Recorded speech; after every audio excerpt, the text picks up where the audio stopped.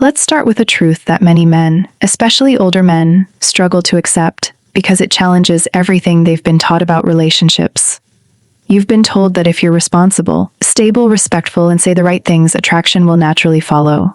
On paper, that sounds reasonable. It sounds logical. But attraction doesn't live on paper. It lives in emotion. And that's where the disconnect begins. Attraction is not a checklist. It's not a reward system where you input good behavior and expect a guaranteed outcome. It's an emotional response, instant, subconscious, and often irrational. A woman doesn't sit there analyzing your resume when she decides how she feels about you. She responds to the energy you bring into the interaction. She feels you before she evaluates you. Now think about how most men approach this. They lead with logic, they try to prove their value. They explain, justify, and demonstrate why they are a good option.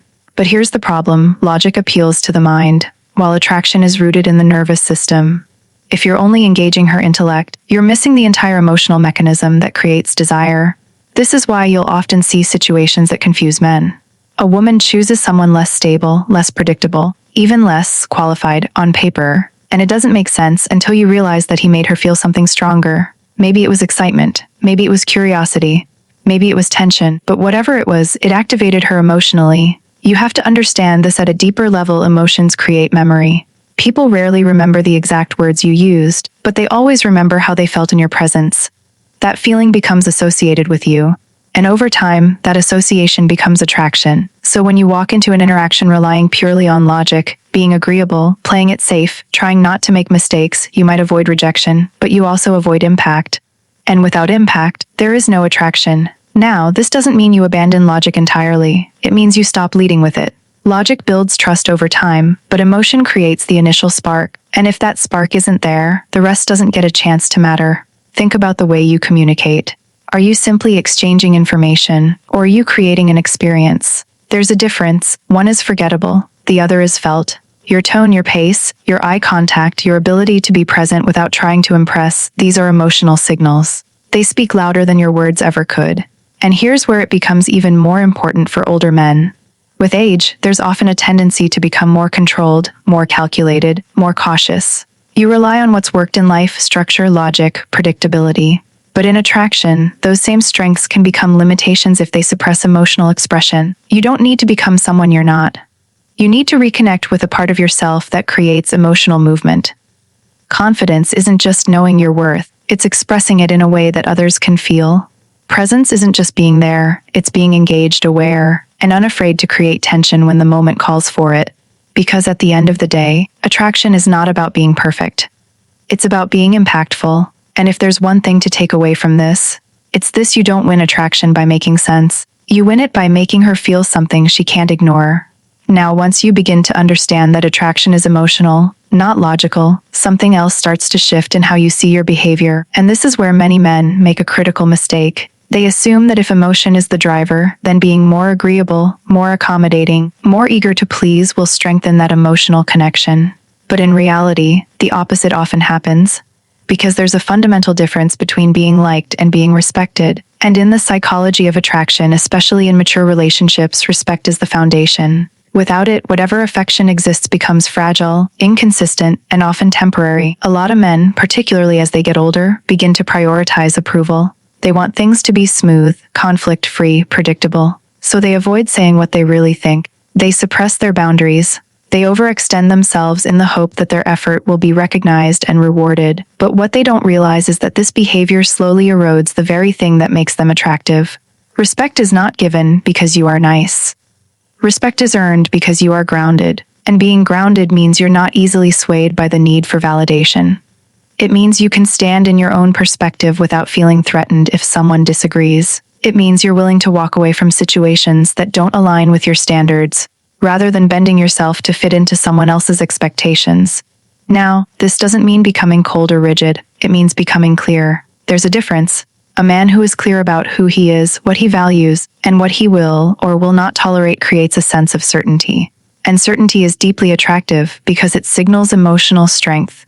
Think about it from a psychological standpoint. When a woman interacts with a man who is constantly seeking approval, she feels pressure, even if it's subtle. She feels like she has to reassure him, validate him, or maintain his sense of worth. That dynamic shifts the energy. Instead of feeling drawn to him, she feels responsible for him. And responsibility is not attraction. On the other hand, when a man operates from self-respect, the dynamic changes completely. He's not trying to win her over at any cost. He's evaluating just as much as he's being evaluated. There's balance. There's tension. There's a sense that his attention has value because it's not given away freely. And that's where many men struggle. They give too much too soon. They invest emotionally before there's a reason to. They prioritize the other person's comfort over their own truth. And while it may seem like generosity, it often communicates a lack of self-worth.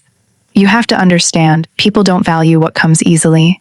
Not because they're manipulative, but because human psychology is wired to assign value based on perceived scarcity and effort. When your time, your attention, and your presence feel unlimited, they lose weight. But when you respect your own time, when you don't over-explain yourself, when you're comfortable with silence, disagreement, even walking away, you create a different kind of energy. You create space for genuine interest to grow. And here's the deeper layer to this. Self-respect is not something you perform. It's something you embody. You can't fake it with techniques or scripted behavior. It comes from the way you see yourself when no one else is around. It's built through the standards you set in your own life, the discipline you maintain, and the integrity you hold when it's inconvenient. When that foundation is solid, you don't need to chase approval, because you're not negotiating your value anymore. And ironically, that's when attraction becomes natural. Because you're no longer trying to be chosen, you're choosing. So as you move forward, pay attention to where you're seeking approval at the cost of your own standards. Notice where you're saying yes when you mean no. Notice where you're over-investing without reciprocation. These are not small details, they are signals of how you see yourself. And the shift begins the moment you decide that your self-respect is non-negotiable. Because in the end, the man who is respected will always be remembered longer than the man who is simply liked. Once you begin to operate from self-respect instead of approval, something powerful starts to emerge, and that is your relationship with your own experience. Because one of the greatest advantages you have as an older man is not something external. It's not your job title, your income, or your status. It's your lived experience, the years you've gone through, the mistakes you've made, the lessons you've learned. Those things carry weight. But only if you know how to use them, and this is where many men unknowingly diminish their own value. They treat their past as something neutral or worse, something to hide. They downplay what they've been through. They hesitate. They second-guess themselves. And in doing so, they disconnect from one of the most attractive qualities a man can have, certainty. Because experience, when integrated properly, creates clarity. It sharpens your perspective. It teaches you what matters and what doesn't. It removes the need to chase every opportunity, every person, every validation. But if that experience is not expressed, it becomes invisible. And when it's invisible, it doesn't influence how others perceive you. You see, attraction is not just about what you've lived. It's about how that life shows up in your presence. A man who has truly learned from his experiences doesn't speak with hesitation. He doesn't over-explain himself. There's a quiet confidence in how he carries himself, in how he makes decisions, in how he responds to uncertainty. He's not trying to prove that he's valuable, he knows it, and that knowing changes everything. But here's the nuance that often gets missed. Experience alone does not automatically make you more attractive. In fact, if it's carried the wrong way, it can have the opposite effect. If your past has made you rigid, overly cautious, or emotionally closed off, then instead of creating attraction, it creates distance. This is why some men become less attractive with age, not more. They accumulate experience, but they don't evolve from it. They become guarded instead of grounded. They lead with fear instead of clarity. And that energy is felt immediately. So the question is not how much you've been through. The question is, what did it make you become? Did it make you more certain or more hesitant? Did it strengthen your sense of self or make you dependent on control? Did it open you emotionally or cause you to shut down? Because people respond to who you are now, not what you've been through then. When your experience is integrated properly, it gives you something incredibly powerful, emotional control. And emotional control doesn't mean suppressing what you feel. It means you're not ruled by it. You don't react impulsively. You don't get thrown off balance easily. You remain centered. Even when things are uncertain, that kind of stability is rare. And because it's rare, it's attractive. It also allows you to lead, not in a dominating way, but in a grounded, directional way. You make decisions without needing constant validation. You move forward without overanalyzing every possible outcome. There's a sense that you've been through enough to trust yourself, and that trust is contagious. When you trust yourself, others begin to feel that they can trust you too. But here's where it all connects back to what we've already talked about. If you're still seeking approval, you won't express this experience fully. If you're still operating purely on logic, you won't translate that experience into emotional impact. Everything builds on everything else. So using your experience correctly means embodying it. It means letting it shape your tone, your decisions, your boundaries, your presence. Not in a way that feels forced, but in a way that feels natural, because it is. You don't need to impress anyone with your past. You need to let it refine who you are in the present. And when that happens, age stops being a number and starts becoming an advantage. Because the man who has lived, learned, and integrated those lessons doesn't chase value, he becomes it. And that's the shift. Your experience only becomes power when it's visible in how you show up, not just stored in what you've been through. When a man begins to step into his experience and carry himself with that quiet certainty, there's a natural tendency to lean into what feels safe, what feels reliable, and that usually shows up as providing comfort, stability, predictability. And on the surface, those things seem like the ultimate advantages, especially in mature relationships. But here's the uncomfortable truth: comfort alone does not create attraction. In fact, when it becomes the dominant energy, it slowly starts to kill it. Because attraction thrives on contrast, it needs movement. It needs a certain level of emotional stimulation to stay alive. When everything becomes too predictable, too known, too safe, the emotional intensity begins to fade. And without that intensity, what you're left with is something that feels more like companionship than desire. Now, companionship is valuable, it matters, but it cannot replace attraction. The two are not the same, and confusing them is one of the most common mistakes men make as they get older. Think about how most relationships start. There's curiosity. There's uncertainty. There's a sense of discovery. You don't know everything about each other, and that unknown creates a kind of tension, a pull. You're engaged, you're present, you're paying attention. But over time, many men try to eliminate that tension completely. They believe that if they can just make everything smooth, eliminate any form of unpredictability, and provide constant reassurance, the relationship will become stronger. What actually happens is the opposite. When there's no tension, there's no spark. When there's no unpredictability, there's nothing to anticipate. And when there's nothing to anticipate, emotional engagement drops. This is not about playing games or creating artificial drama. It's about understanding a basic psychological principle. Humans are wired to respond to variation. We are drawn to experiences that stimulate us, that engage us, that make us feel something beyond the baseline. And in relationships, that stimulation often comes from subtle dynamics. It comes from not always being fully predictable. From having your own rhythm, your own focus, your own life that doesn't revolve entirely around the other person. Because the moment your entire world becomes centered around her, something shifts. The polarity disappears, the sense of individuality fades, and without individuality, there's nothing to create that dynamic tension that attraction feeds on. This is why mystery plays such an important role. Not mystery as in hiding who you are, but in not revealing everything all at once, in allowing space, in letting things unfold naturally instead of trying to force closeness too quickly. It's also why emotional range matters. If you're always the same, always agreeable, always calm, always accommodating, there's no contrast. And without contrast, your presence becomes predictable, and predictability over time becomes invisible. A man who understands this doesn't try to control every outcome. He doesn't rush to fill every silence. He doesn't over-explain or over-give in an attempt to maintain connection. He allows space for emotion to breathe, and in that space, attraction has room to grow. Now, this requires a certain level of internal security. Because creating space, allowing unpredictability, not over-pursuing, these things can feel uncomfortable if you're relying on constant reassurance. But when you're grounded in your own value, you don't need to control the interaction to feel secure. You trust the process.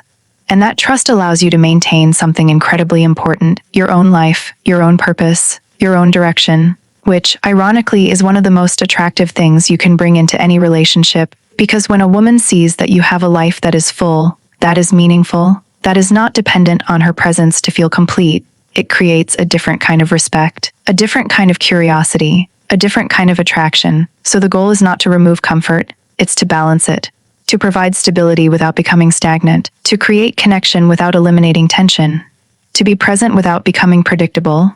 Because at the end of the day, attraction doesn't grow in certainty alone. It grows in the space between certainty and surprise. By now, you can probably start to see the pattern. It's not about what looks good on the surface, it's about what is felt underneath it. And this becomes even more evident when we look at how men communicate. Because most men believe that if they just find the right words, say the right things, and avoid saying the wrong ones, they'll create attraction. But that assumption is fundamentally flawed. Words, by themselves, are weak. They are only carriers. What gives them power is the emotional state behind them, the delivery, the intent, the presence. Two men can say the exact same sentence, and one will be ignored while the other creates a lasting impression. The difference is not in the words. It's in how those words are experienced. And this is where many men unknowingly sabotage themselves. They become overly focused on what to say instead of how they are being felt. They rehearse lines, overthink responses, and try to manage every interaction intellectually. But in doing so, they disconnect from the moment. They lose presence. And without presence, there is no emotional impact. You have to understand communication is not just verbal, it's energetic. Your tone, your body language, your timing, your eye contact, even your silence, all of these elements are constantly sending signals. And those signals are being interpreted at a subconscious level.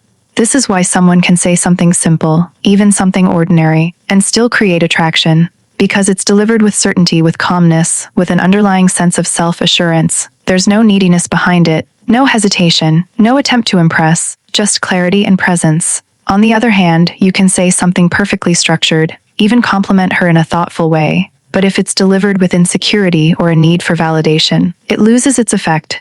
In fact, it can have the opposite effect. Because what she feels is not the compliment, it's the uncertainty behind it. And people respond to that feeling far more than the actual content of what's being said. This is why emotional congruence matters. What you say has to align with how you feel internally. If there's a mismatch, if your words project confidence but your energy carries doubt, it creates tension, but not the kind that builds attraction. It creates discomfort, so the goal is not to memorize better lines. It's to develop a stronger internal state. When you feel grounded, when you're not seeking approval, when you're comfortable with who you are, your communication changes naturally. You don't rush to fill silence. You don't over-explain. You don't feel the need to constantly prove your value.